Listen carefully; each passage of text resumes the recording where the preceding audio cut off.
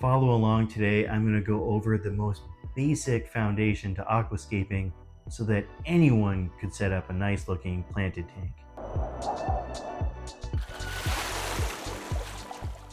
What up, fish friends? Hope you're all having a great day. My name is Michael and I'm excited to be talking about aquascaping today. So it can be really difficult to get started in this hobby. You look at a lot of crazy looking tanks that are just pristine and gorgeous, and naturally your first time around you're not going to hit something like that, but you can still create a beautiful planted tank. And I'm going to cover the theory that goes into setting that up. Just keep in mind that these are things that go through my head. You talk to anyone else and they may have some different ideas on what's really important, the kind of guidelines that they follow.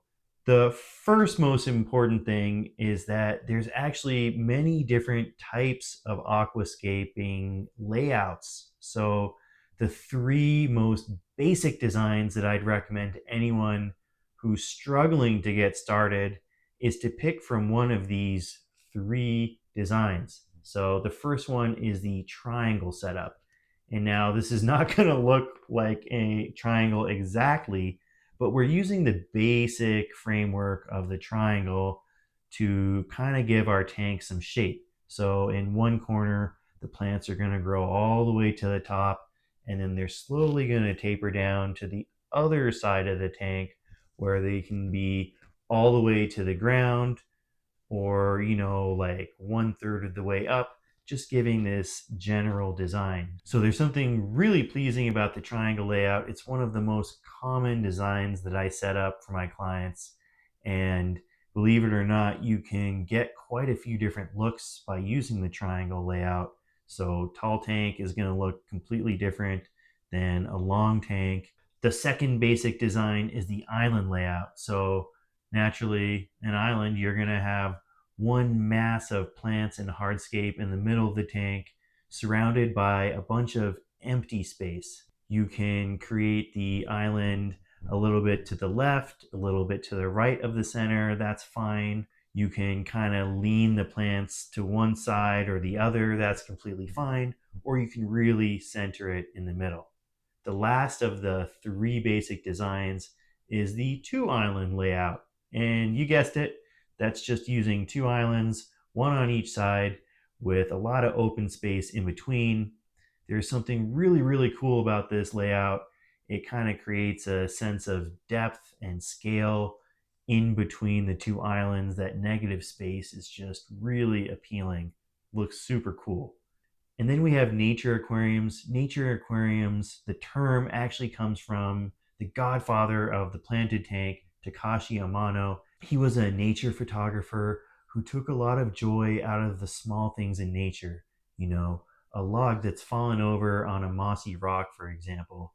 A picture that you might see in his portfolio of a simple part of a larger ecosystem could be a really fun thing to design an aquarium around. If you want to take that to the next step, we have diorama style aquariums where we're not looking at a small picture of nature, we're looking at the full landscape. So we have a whole forest in the tank or a mountain scene in the aquarium. These tanks are really hard to set up, they're hard to maintain, but they look super cool. I wouldn't recommend this for people who are kind of diving in to the hobby. I'd stick with the nature aquarium or the first three simple designs that I mentioned. We also have iwagumis. That's a tank where you're only using rocks and plants. Oftentimes we kind of think of them as being a mountain setup, but it can also just be a grassy field with a few rocks thrown in there. I'm a big fan of keeping wood in my tanks. The jungle layout, for example, is a really cool style of tank where you let things get overgrown.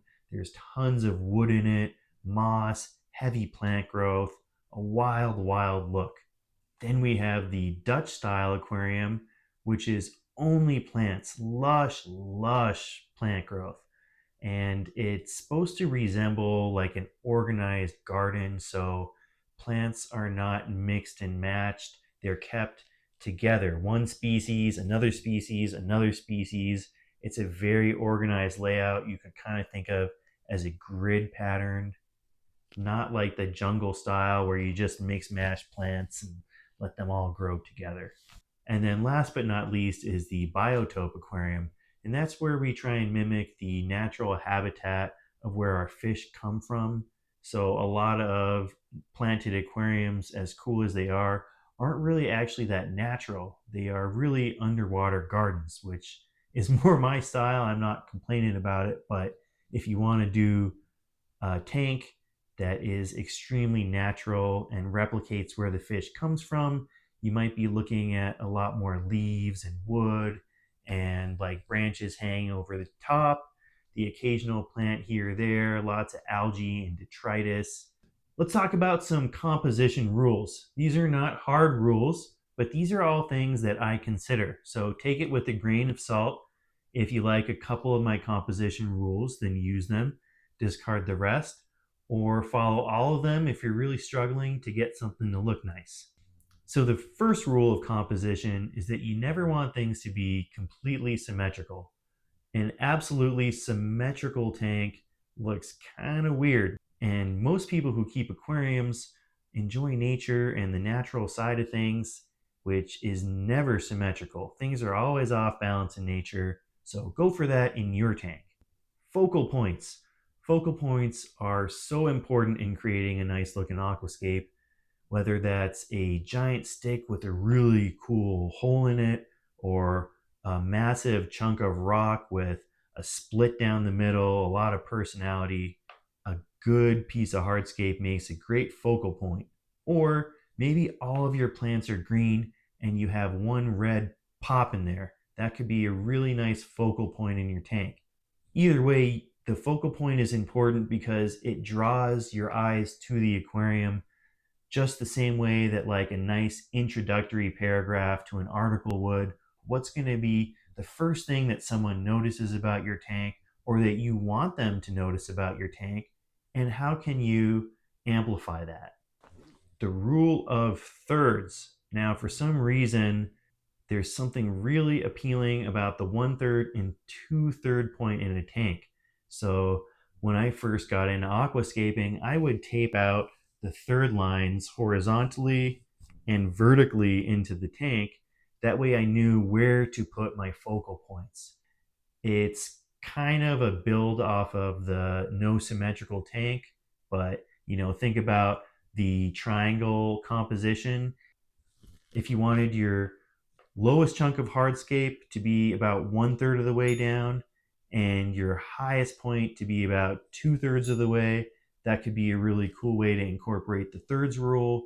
Or what I really like to do with triangle setups is have the plants grow all the way to the top and then bring that triangle down to the 2/3 point and then leave the rest of the space open with either a carpeting plant or sand.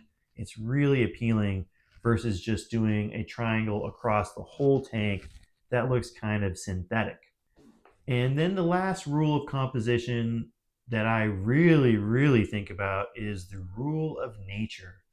How do things look in nature? So, for example, we would see tree roots going over rocks. You don't usually see rocks on top of tree roots unless there was a landslide recently. Another thing that I always consider is using different types of stones in my layout. A lot of really good aquascapers will say use only one type of stone, but I like to mix and match, specifically when I'm using sand in a tank. So I think of sand as being something that you see in rivers or along the beach where stones are always smooth. So it creates a nice sense of contrast, throwing those smooth stones down there and then having dragonstone in the background with all of its sharp, rigid edges. That sense of contrast really helps to show, hey, this is another part of the ecosystem. We have the river or the lake. Creating a sense of depth is so important, and it can be really tricky, especially if you've never tried it before. But take these 3 suggestions and that'll get you most of the way there. So the first thing you do, create a slope from the front to the back of the tank. The front will be low and the back will be high. That just seems like you're looking off way, way, way, way into the distance. But what it also does, there's a functional component that's good, is that when fish poop in your tank, they'll roll down to the bottom, and that's easier to siphon stuff up. Any detritus or dead plant leaves, that sort of stuff, really helpful. The next thing is size. So we want to be putting big things in the front of the tank and small things in the back. Again, think about a picture. Pictures are really helpful. If you were painting, you'd look at a picture of real life to figure out how to scale things. Same thing in your tank. If you look at a picture of the mountains, even a small stone that's right in front of you when you're taking the picture is going to look huge compared to the mountains that are behind it, even though obviously those mountains are way bigger than that little rock. But that's how scale works. Things that are closer to you appear bigger. So some little tricks you can use, obviously big rocks in the front, small rocks in the back, but you can even do that with plants. Now, generally you want to have taller plants in the back and smaller plants in the front, but a way around that is you can take big leaved plants and put them in the front, and then small leaved plants and put them in the back. So a lot of stem plants like Rotala have really fine small leaves, and those kind of help to blend together and create a background that just disappears into the distance. Whereas taking, smaller Anubias or Bucephalandras or a miniature Java fern, they'll still have relatively beefy leaves, but they'll grow small. That can really, really help to accent the sense of scale. Using diagonal lines in the tank can also really help. So when you're creating like a diorama style tank, the one I talked about, it's like actual picture of the mountains. You want to create that sense of scale from the front to back, but you can also think of it like if you were taking a picture of the tank for a competition or something, like there's one main viewing point. And so I like to create the sense of depth, not only going back, but diagonally into the distance. So this tank here, we have the forest in the front left, and then things gradually get smaller to the back of the tank, but also to the right of the tank. It's a really cool way to create a sense of scale, and it's particularly helpful if you're using a long tank rather than a deep kind of square shaped aquarium. My last trick for creating a sense of depth is to use a path. Paths look so gorgeous in planted tanks, especially if you're doing like the 2 island layout, and all you're going to want to do is use like some gravel or sand. I'm a big fan of sand, and kind of weave that path back into the distance. You don't want it just to go straight back and be a solid line. You want it to taper off into the distance. That way it really looks like your tank just disappears out into the open, kind of like if you were looking at a field, you wouldn't really be able to see the end of it. It just disappears as far as your eyes can go. Plant choices are an extremely important way to define your aquascape. There are so many different types of plants out there. My suggestion is to pick many different types of plants. So I already touched on this. You want to use the small ones in the front, medium ones in the middle, big ones in the back. Naturally, that to me that seems like an obvious choice, but a lot of my clients will set up tanks and put like a big Amazon sword in the front of the tank with like a little Anubias behind it, simply because they love the Amazon sword. It's their favorite plant and they want to see it. But fact of the matter is, it's going to cover up everything, and you won't even be able to see your fish because you got a wall of plants in the front. And if you stagger them, like I mentioned, small, medium, large, you're still going to get to enjoy your big plants because they're going to tower over the top. Even beyond placement of the plants in terms of size, you should think about different textures and colors. There's so many types of plants. If you only go with green plants, then it will look like one kind of muddled mix. But if you go with some different colors, it can really help create that pop. And the same goes with texture. Different sizes or shapes of leaves really go a long way. Another thing to think about when you're laying out your plants is it can look really cool to clump your plants together. So one species of plants here, another species of plants here, another species here, kind of like the Dutch style aquascape I talked about, but you don't have to be that strict. You can add a little dash of that one species across the tank here and there to give it a more natural look. But generally in nature, you do tend to see one type of plant growing together, and then as the seed spreads, it disperses. Maybe you get another little colony starting up here or there. Mimic that in your tank with nice clumps of plants and then little staggers here and there. Details. Details are such a great way to bring your escape to life. You can add details in so many different ways. Different species of plants can add details, different types of hardscape. One thing that I really like to do is scale my hardscape. So we might have one big chunk of wood in the tank that's kind of the focal point, but then use a couple medium ones and lots of small roots in there that'll really help to draw your eyes into the tank, somewhere where you can almost completely get lost. Again, I really like metaphors, so think about a painting, If you were a painter and you wanted to create a painting that your audience would just get lost in, then details, really the way to go, and I'm not talking about like some weird, just like white painting that's only one color. I'm talking about like a realistic painting. The closer you look, the more you see, and the more it draws you into the tank. You find yourself like leaning closer, getting stuck and lost in this microcosm. The best way to do that is just details, tons of little rocks, pebbles, sand, anything you can throw in there to create something new for your eyes to follow. Something a lot of people don't consider is negative space. Sure, I like to have tanks that are completely vegged out and jungly everywhere, but for a really modern, slick looking aquascape, you want to have negative space. That's really great for fish to swim around as well, so you can enjoy watching your fish, but it also helps to create a sense of contrast with the plants and the wood and the rocks. If the whole tank is filled up, it can start to look a little cluttered, especially when you get into a large size tank. Having this negative space is really a good idea. Another thing closely related to negative space that people don't often look at are shadows. It's so cool to cast a shadow in your tank. Rather than tossing a rock down in the middle of the tank, try like lifting it up and angling it so that when the light shines, it casts a nice shadow underneath. That's also going to be somewhere that your fish and shrimp like to hide and hang out.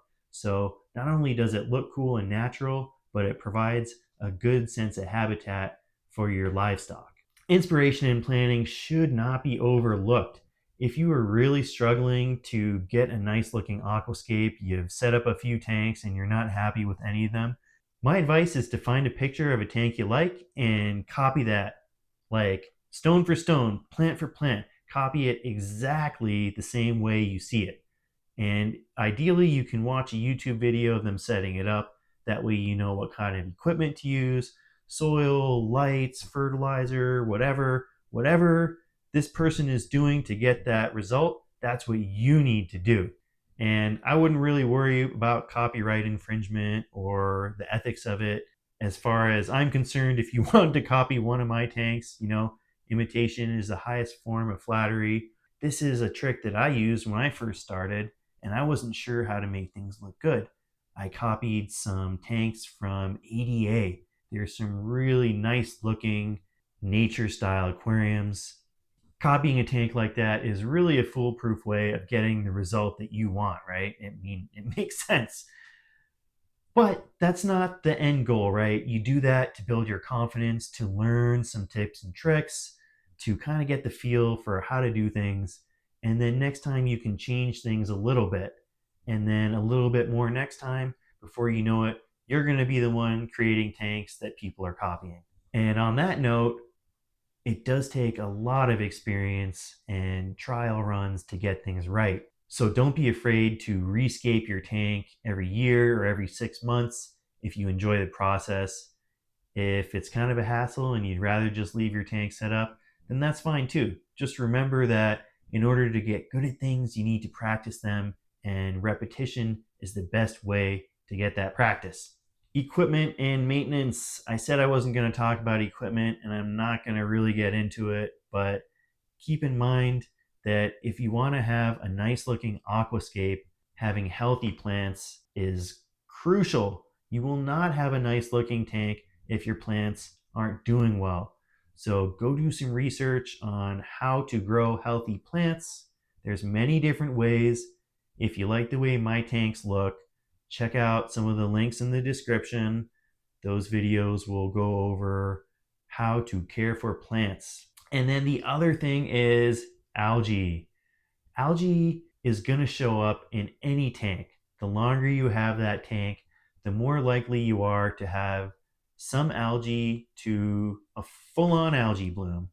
I've dealt with them so many times, and it's not the end of the tank. All you got to do is go in there, manually remove the algae, clip off those leaves or whole chunks of plants, pinch off the algae, scrub it, use some Excel and algicide if you want.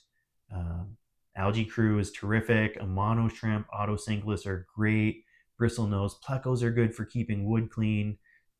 But remember, at the end of the day, they're not really going to clean the tank as well as you are. You're always going to have to scrub the glass and remove some algae. But don't let the algae get you down.